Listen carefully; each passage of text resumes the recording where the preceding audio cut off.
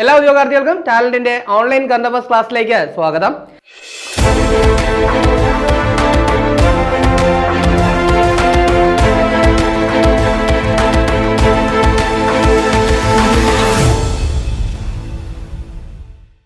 ഇന്ന് നമ്മൾ ചർച്ച ചെയ്യാൻ പോകുന്നത് 2025 ജനുവരി 19 തീയതിയിലെ പ്രധാന ആനുകാലിക വിഷയങ്ങളും അവയുടെ അനുബന്ധപരങ്ങളുമാണ്.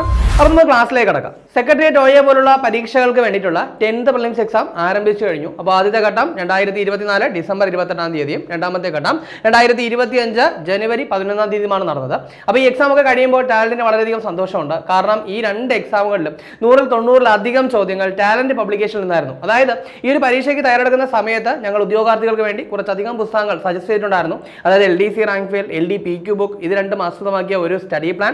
ഇനി അതിന് പുറമെ തന്നെ കറന്റ് അഫയേഴ്സ് ബുക്ക്, അതുപോലെ SCRT ഫാക്ട് ഉൾപ്പെടുത്തിയ സ്കൂൾ മാസ്റ്റർ സീരീസിലെ 4 പുസ്തകങ്ങൾ, അതായത് mathematics, general science, social science part 1, part 2 എന്നീ പുസ്തകങ്ങളാണ് ഞങ്ങൾ സജസ്റ്റ് ചെയ്തത്. അപ്പോൾ ഈ പുസ്തകങ്ങളിൽ നിന്നായിരുന്നു ഈ 100-ൽ 90-ലധികം ചോദ്യങ്ങൾ വന്നത്. അപ്പോൾ ഈ പുസ്തകങ്ങളൊക്കെ തന്നെ നിങ്ങളുടെ വീടിനടുത്തുള്ള ബുക്ക് സ്റ്റോളുകളിൽ ലഭ്യമാണ്. അതുപോലെ തന്നെ ആമസോൺ, ഫ്ലിപ്കാർട്ട്, മീഷോ എന്നീ പ്ലാറ്റ്ഫോമുകളിൽ ലഭ്യമാണ്. ഇനി അതല്ലെങ്കിൽ ടാലന്റിന്റെ വെബ്സൈറ്റ് ആയിട്ടുള്ള talentkerala.com ലഭ്യമാണ്.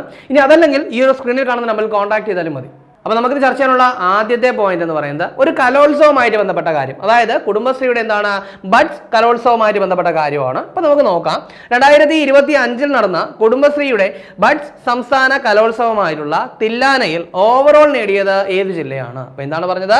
2025 നടന്ന എന്താണ് തില്ലാന എന്ന് പറയുന്ന കുടുംബശ്രീയുടെ ബഡ്സ് സംസ്ഥാന കലോത്സവത്തിൽ ഓവറോൾ നേടിയത് ഏത് ജില്ലയാണ്?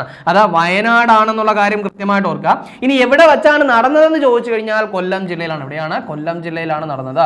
അപ്പോൾ എന്താണ് ഓവറോൾ നേടിയത് വയനാടാണ്, കൊല്ലത്ത് വെച്ചാണ് നടന്നത്. കൃത്യമായിട്ടൊന്ന് അപ്ഡേറ്റ് ചെയ്ത് വയ്ക്കുക. വീണ്ടും കുടുംബശ്രീയുമായി ബന്ധപ്പെട്ട ഒരു കാര്യമാണ്, അതായത് ഒരു ഉച്ചകോടിയുമായിട്ട് ബന്ധപ്പെട്ട കാര്യം. അപ്പോൾ 2025 കുടുംബശ്രീയുടെ ആഭിമുഖ്യത്തിൽ എന്താണ് ഒരു കുട്ടികളുടെ അന്താരാഷ്ട്ര ശുചിത്വ ഉച്ചകോടി സംഘടിപ്പിക്കുന്നു. അപ്പോൾ എന്താണ് പറഞ്ഞത്? കുടുംബശ്രീയുടെ ആഭിമുഖ്യത്തിൽ 2025 കുട്ടികളുടെ അന്താരാഷ്ട്ര ശുചിത്വ ഉച്ചകോടി എന്ത് ചെയ്യുന്നു? സംഘടിപ്പിക്കുന്നു. അതിന്റെ വേദി എവിടെയാണ്? തിരുവനന്തപുരം. എവിടെയാണ്? തിരുവനന്തപുരമാണ് വേദിയാവുന്നത്. കൃത്യമായിട്ട് ഓർക്കുക. എന്തുച്ചകോടിയാണ്? കുട്ടികളുടെ അന്താരാഷ്ട്ര ശുചിത്വ ഉച്ചകോടിയാണ് നടക്കുന്നത് 2025 ജനുവരിയിലാണ്. ഇനി ആരുടെ ആഭിമുഖ്യത്തിലാണ് സംഘടിപ്പിക്കുന്നത്? കുടുംബശ്രീയുടെ ആഭിമുഖ്യത്തിൽ സംഘടിപ്പിക്കുന്നു. കൃത്യമായിട്ട് അപ്ഡേറ്റ് ചെയ്യുക. വീണ്ടും കുടുംബശ്രീയുമായിട്ട് ബന്ധപ്പെട്ട മറ്റൊരു പദ്ധതിയാണ്. ഇത് ഓൾറെഡി ഉള്ളൊരു പദ്ധതിയാണ്, പക്ഷേ ഇപ്പോൾ എന്ത് ചെയ്യുകയാണ്? പല ജില്ലകളിലും എന്ത് ചെയ്യുന്നു? ഇത് വീണ്ടും ആരംഭിച്ചിരിക്കുന്നു. അപ്പോൾ അതുകൊണ്ട് നമ്മൾ എന്ത് ചെയ്യുന്നു? ഒന്നുകൂടി ചർച്ച ചെയ്യുകയാണ്. അതായത് വേനൽക്കാലത്ത് ഗുണമേന്മയുള്ള വിഷരഹിത തണ്ണിമത്തൻ ലഭ്യമാക്കാനുള്ള കുടുംബശ്രീയുടെ പദ്ധതി എന്താണ്? അപ്പോൾ എന്താണ് കുടുംബശ്രീ എന്താണ് തണ്ണിമത്തൻ നടാനായിട്ടുള്ള എന്താണ് കുടുംബശ്രീയുടെ പദ്ധതി എന്താണ്? അത് വേനൽ മധുരം. എന്താണ്? വേനൽ മധുരം. അപ്പോൾ ഒന്നുകൂടി ഓർക്കുക. വേനൽക്കാലത്ത് ഗുണമേന്മയുള്ള വിഷരഹിത തണ്ണിമത്തൻ ലഭ്യമാക്കാനുള്ള കുടുംബശ്രീ പദ്ധതി ഏതാണ്? അത് വേനൽ മധുരം. ഇനി അടുത്ത് നമുക്ക് നോക്കാനുള്ള പോയിന്റ് ഒരു ആപ്ലിക്കേഷൻ ആണ്, ഒരു മൊബൈൽ ആപ്ലിക്കേഷൻ. ഇപ്പോൾ നമുക്ക് നോക്കാം. ടെലികോം സുരക്ഷ ശക്തിപ്പെടുത്തുന്നതിനും അതുപോലെ തന്നെ പൗരന്മാരെ ശാക്തീകരിക്കുന്നതിനുമായിട്ട് കേന്ദ്രം പുറത്തിറക്കിയ മൊബൈൽ ആപ്ലിക്കേഷൻ. അപ്പോൾ എന്താണ് പറഞ്ഞത്? ടെലികോം സുരക്ഷ ശക്തിപ്പെടുത്തുന്നതിനും അതുപോലെ തന്നെ പൗരന്മാരെ ശാക്തീകരിക്കുന്നതിനുമായിട്ട് കേന്ദ്രം പുറത്തിറക്കിയ മൊബൈൽ ആപ്ലിക്കേഷൻ ഏതാണ്? സഞ്ചാർ സാഥി. ഓൾറെഡി ഇതിനെപ്പറ്റി നമ്മൾ ചർച്ച ചെയ്തിട്ടുണ്ടായിരുന്നു, എങ്കിലും എന്ത് ചെയ്യുക? ഒന്നുകൂടി അപ്ഡേറ്റ് ചെയ്യുക. അപ്പോൾ സഞ്ചാർ സാഥി എന്ന് പറയുന്ന മൊബൈൽ ആപ്ലിക്കേഷൻ എന്ത് ചെയ്തിരിക്കുകയാണ്? ലോഞ്ച് ചെയ്തിരിക്കുകയാണ്. അപ്പോൾ ഇതിന്റെ ലക്ഷ്യങ്ങൾ അല്ലെങ്കിൽ ഇതിന്റെ ഉപയോഗങ്ങൾ എന്തൊക്കെയാണെന്ന് ചോദിച്ചു കഴിഞ്ഞാൽ ഒരാളുടെ പേരിൽ എത്ര സിമ്മുകൾ ഉണ്ടെന്ന് അറിയാൻ സാധിക്കും. അതുപോലെ തന്നെ ആവശ്യമില്ലാത്ത കാളുകളെ ബ്ലോക്ക് ചെയ്യാൻ സാധിക്കും. ഇനി മൊബൈൽ ഫോൺ കളഞ്ഞു പോകുന്ന സമയത്ത് എന്താണ് അതിനെ ബ്ലോക്ക് ചെയ്യാനോ അല്ലെങ്കിൽ അത് കണ്ടെത്താനോ ഒക്കെ സഹായിക്കാനായിട്ട് എന്ത് ചെയ്യുന്നുണ്ട്? ഈ ഒരു ആപ്ലിക്കേഷൻ വളരെയധികം യൂസ്ഫുൾ ആണ്. അപ്പോൾ ഇവിടെ എന്തായാലും നമ്മൾ മൊബൈലുമായിട്ട് ബന്ധപ്പെട്ടാണ് പറഞ്ഞത്, അതായത് കമ്മ്യൂണിക്കേഷൻ ഡിപ്പാർട്ട്മെന്റിലാണ് കീഴിലാണ് വരുന്നത്. അപ്പോൾ അതുകൊണ്ട് തന്നെ കേന്ദ്ര വാർത്താവിനിമയ അല്ലെങ്കിൽ എന്താണ് കേന്ദ്ര കമ്മ്യൂണിക്കേഷൻ മിനിസ്റ്റർ ആരാണെന്ന് ചോദിച്ചു കഴിഞ്ഞാൽ അത് ജ്യോതിരാദിത്യ സിന്ധ്യയാണ്. അപ്പോൾ എന്താണ് കേന്ദ്ര വാർത്താവിനിമയ വകുപ്പ് മന്ത്രി ആരാണെന്ന് ചോദിച്ചു കഴിഞ്ഞാൽ ആരാണ്? ജ്യോതിരാദിത്യ സിന്ധ്യയാണ്. ഇനി വാർത്താവിനിമയം മാത്രമാണോ അദ്ദേഹം കൈകാര്യം ചെയ്യുന്നത്? അല്ല, അദ്ദേഹത്തിന് എന്താണ് നോർത്ത് ഈസ്റ്റ് സ്റ്റേറ്റുകൾ, അതായത് വടക്ക് കിഴക്കൻ സംസ്ഥാനങ്ങളുടെ വികസനം എന്തുണ്ട്? അദ്ദേഹത്തിന്റെ വകുപ്പിൽ പെടുന്നതാണ്. അപ്പോൾ അതുകൂടി ഒന്ന് അപ്ഡേറ്റ് ചെയ്ത് വയ്ക്കുക. അടുത്ത് നമുക്ക് നോക്കാനുള്ള പോയിന്റ് അൽ ഖാദിർ ട്രസ്റ്റ് അഴിമതി കേസിനെ തുടർന്ന് 14 വർഷം തടവ് ലഭിച്ച മുൻ പാക് പ്രധാനമന്ത്രി ആരാണ്? എന്താണ് പറഞ്ഞത്? അൽ ഖാദിർ ട്രസ്റ്റ് അഴിമതി കേസ്. ഒരുപക്ഷെ ഇങ്ങനെയാവാം ചോദ്യം. അൽ ഖാദിർ ട്രസ്റ്റ് അഴിമതി കേസ് ആരുമായിട്ട് ബന്ധപ്പെട്ടിരിക്കുന്നു? അപ്പോൾ അന്ന് കൃത്യമായിട്ട് അപ്ഡേറ്റ് ചെയ്യുക. അൽ ഖാദിർ ട്രസ്റ്റ് അഴിമതി കേസിനെ തുടർന്ന് 14 വർഷം തടവ് ലഭിച്ച മുൻ പാക് പ്രധാനമന്ത്രി ആരാണ്? ഇമ്രാൻ ഖാൻ ആണ്. ഒരുപക്ഷെ ക്രിക്കറ്റിനെ സ്നേഹിക്കുന്നവർക്കൊക്കെ അറിയാവുന്ന ഒരു കാര്യം കൂടിയാണ്. ഇദ്ദേഹം മുൻപ് പാകിസ്ഥാന്റെ ക്രിക്കറ്റ് താരമായിരുന്നു. അപ്പോൾ അതുകൂടി ഓർത്തു വയ്ക്കുക. പക്ഷേ ഇദ്ദേഹവുമായിട്ട് ബന്ധപ്പെട്ട ഇതിന് മുൻപൊരിക്കൽ നമ്മളൊരു പോയിന്റ് ചർച്ച ചെയ്തിട്ടുണ്ടായിരുന്നു. അതായത് മറ്റൊരു അഴിമതി കേസ് അദ്ദേഹത്തിന്റെ പേരിലുണ്ട്. അതായത് തോഷഖാന അഴിമതി കേസിനെ തുടർന്ന് ശിക്ഷിക്കപ്പെട്ട പ്രധാനമന്ത്രിയും ആര് തന്നെയാണ്? ഇമ്രാൻ ഖാൻ തന്നെയാണ്. അപ്പോൾ കൃത്യമായിട്ട് ഓർക്കുക. അൽ ഖാദിർ ട്രസ്റ്റ് അഴിമതി കേസ് അതുപോലെ തന്നെ തോഷഖാന അഴിമതി കേസ് ഇതൊക്കെ ആരുമായിട്ട് ബന്ധപ്പെട്ടതാണ്? ഇമ്രാൻ ഖാനുമായിട്ട് ബന്ധപ്പെട്ട ബന്ധപ്പെട്ടതാണ്, കൃത്യമായിട്ട് ഓർത്തു വയ്ക്കുക. അടുത്ത നമുക്ക് നോക്കാനുള്ളത് വളരെ പ്രധാനപ്പെട്ട ഒരു അവാർഡാണ്. അതായത് 2024 ഓടക്കുഴൽ അവാർഡ് അഥവാ 54ാമത് ഓടക്കുഴൽ അവാർഡ്. അപ്പൊ എത്രാമത്തെയാണ്? 2024 ഓടക്കുഴൽ അവാർഡ് അല്ലെങ്കിൽ 54ാമത് ഓടക്കുഴൽ അവാർഡിനെ പറ്റിയാണ് നമ്മൾ ചർച്ച ചെയ്യാൻ പോകുന്നത്.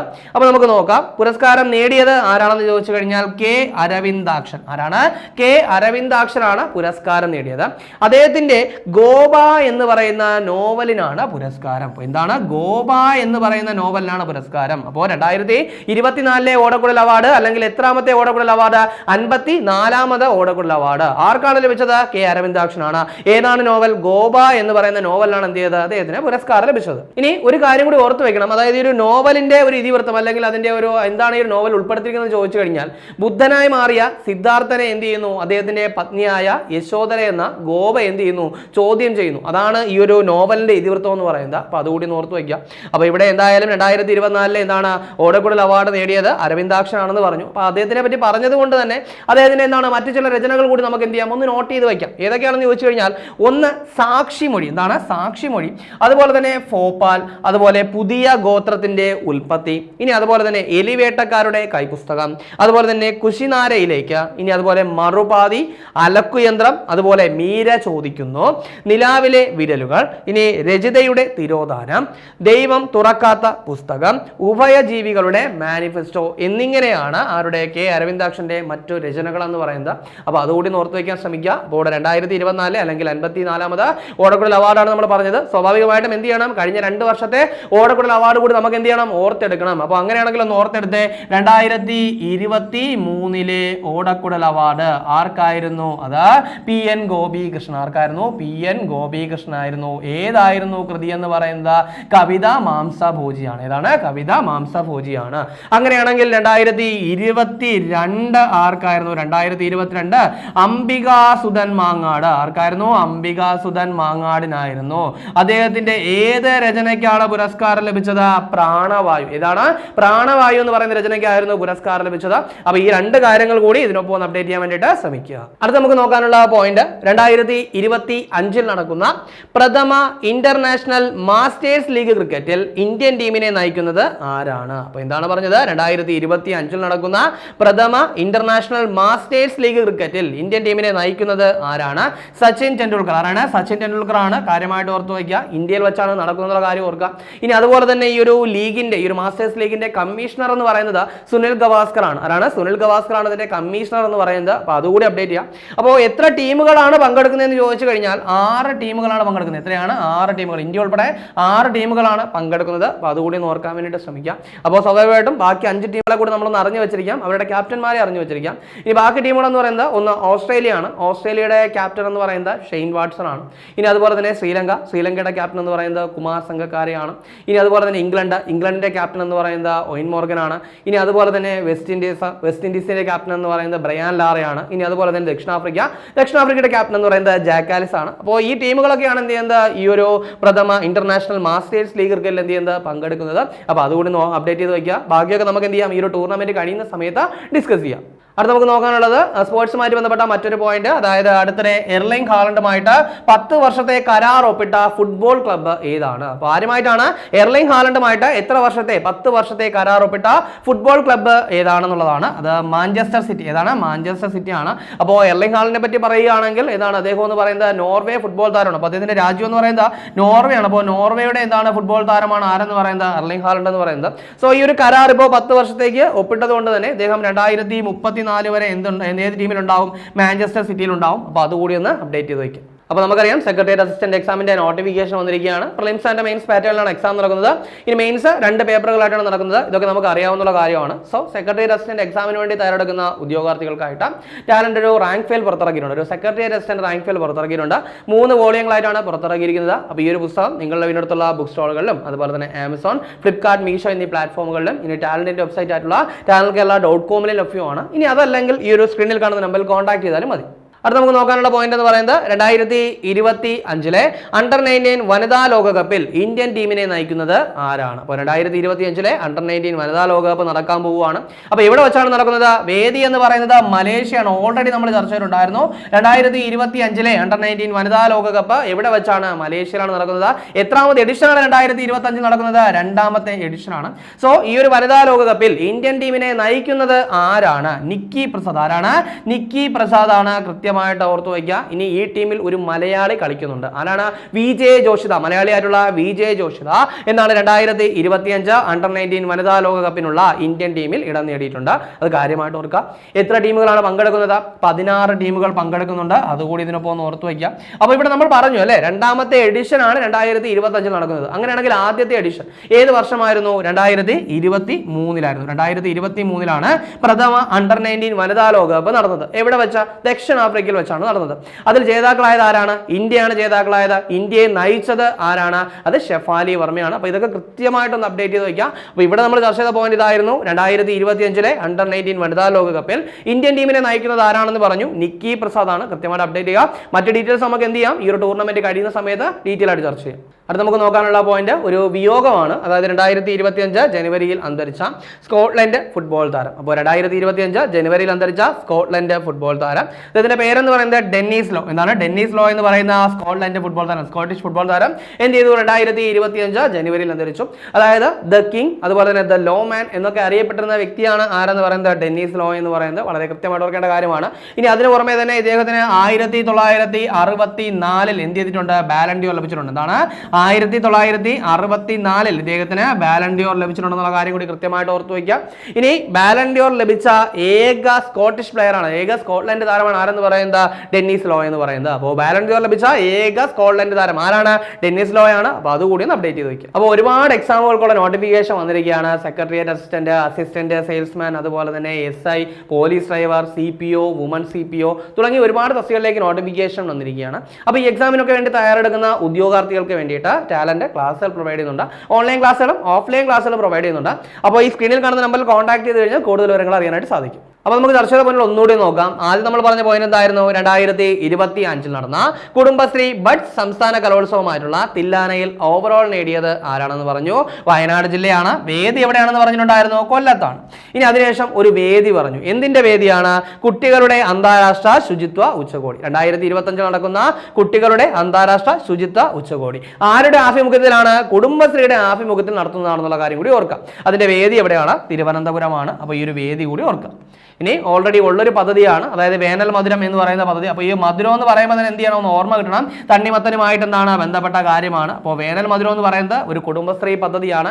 എന്തിനു വേണ്ടിയിട്ടുള്ള പദ്ധതിയാണ്? വേനൽക്കാലത്ത് ഗുണമേന്മയുള്ള അതുപോലെ തന്നെ വിഷരഹിതമായിട്ടുള്ള തണ്ണിമത്തൻ എന്ത് ചെയ്യുക? ലഭ്യമാക്കുന്നതിന് വേണ്ടിയിട്ടുള്ള എന്താണ് കുടുംബശ്രീ പദ്ധതി. വേനൽ മധുരമാണെന്ന് ഓർക്കുക. ഇനി അതിനുശേഷം ഒരു ആപ്ലിക്കേഷൻ, ഒരു മൊബൈൽ ആപ്ലിക്കേഷൻ പറഞ്ഞു. അതായത് നമുക്ക് നമ്മുടെ പേരിൽ എത്ര സിം ഉണ്ടെന്ന് അറിയാൻ സാധിക്കുന്ന, അതുപോലെ തന്നെ അനാവശ്യമല്ല കോളുകൾ ബ്ലോക്ക് ചെയ്യാൻ സാധിക്കുന്ന, മൊബൈൽ ഫോൺ കളഞ്ഞു പോയി കഴിഞ്ഞാൽ കണ്ടെത്താൻ വേണ്ടിയിട്ടൊക്കെ സഹായിക്കുന്ന ഒരു മൊബൈൽ ആപ്ലിക്കേഷൻ. എന്താണ്? സഞ്ചാർ സാത്തി. എന്താണ്? സഞ്ചാർ സാത്തി. അതായത് ടെലികോം സുരക്ഷ ശക്തിപ്പെടുത്തുന്നതിനും അതുപോലെ തന്നെ പൗരന്മാരെ ശാക്തീകരിക്കുന്നതിനും വേണ്ടിയിട്ട് കേന്ദ്രം പുറത്തിറക്കിയ മൊബൈൽ ആപ്ലിക്കേഷൻ ആണ് സഞ്ചാർ സാത്തി. അതിനുശേഷം പറഞ്ഞ പോയിന്റ് എന്തായിരുന്നു? അത് ഒരു അഴിമതി കേസുമായിട്ട് ബന്ധപ്പെട്ട കാര്യമാണ്. അതായത് അൽഖാദ് ട്രസ്റ്റ് അഴിമതി കേസിനെ തുടർന്ന് എത്ര വർഷത്തേക്ക്? 14 വർഷത്തേക്ക് തടവ് ലഭിച്ച മുൻ പാകിസ്ഥാൻ പ്രധാനമന്ത്രി ആരാണ്? ഇമ്രാൻഖാനാണ്. ഇമ്രാൻഖാൻ എന്ന് പറയുമ്പോൾ അൽഖാദ് ട്രസ്റ്റ് അഴിമതിക്കൊപ്പം തന്നെ ഏതുകൂടി തോഷകാല അഴിമതി കേസ് കൂടി എന്ത് ചെയ്യുക? ഒന്ന് ഓർത്തു വയ്ക്കുക. ഇനി അതിനുശേഷം ഏറ്റവും പ്രധാനപ്പെട്ട അവാർഡ് പറഞ്ഞു. ഏത് അവാർഡാണ്? ഓടക്കുഴൽ അവാർഡ്. ഏത് വർഷത്തെ? 2024 അവാർഡ്. എത്രാമത് അവാർഡ്? 54ാമത് അവാർഡ്. അപ്പോൾ 54ാമത് ഓടക്കുഴൽ അവാർഡ് അല്ലെങ്കിൽ 2024 ഓടക്കുഴൽ അവാർഡ് ആർക്കാണ്? കെ അരവിന്ദാക്ഷനാണ്. ഏതാണ് കൃതി എന്ന് പറയുന്നത്? ഗോപ. ഗോപ എന്ന് പറയുന്ന നോവലിനാണ് പുരസ്കാരം. ഇനി അതിനുശേഷം പറഞ്ഞത് സ്പോർട്സുമായിട്ട് ബന്ധപ്പെട്ട ചില കാര്യങ്ങളായിരുന്നു. ഒന്നെന്ന് പറയുന്നത് എന്താണ്? 2025 നടക്കുന്ന പ്രഥമ ഇന്റർനാഷണൽ മാസ്റ്റേഴ്സ് ലീഗ് ക്രിക്കറ്റിൽ ഇന്ത്യൻ ടീമിനെ നയിക്കുന്നത് ആരാണെന്ന് പറഞ്ഞു? സച്ചിൻ ടെണ്ടുൽക്കർ ആണെന്ന് പറഞ്ഞു. 6 ടീമുകൾ പങ്കെടുക്കുന്നുണ്ടെന്ന് പറഞ്ഞു. അതുപോലെ തന്നെ ഇന്ത്യയാണ് വേദി എന്ന് പറഞ്ഞു. ഇതിന്റെ കമ്മീഷണർ, ഈ ലീഗിന്റെ കമ്മീഷണർ ആരാണെന്ന് പറഞ്ഞു? സുനിൽ ഗവാസ്കർ ആണെന്ന് പറഞ്ഞു. അപ്പോൾ അത് അത്രയും കൃത്യമായിട്ടൊന്ന് അപ്ഡേറ്റ് ചെയ്യുക.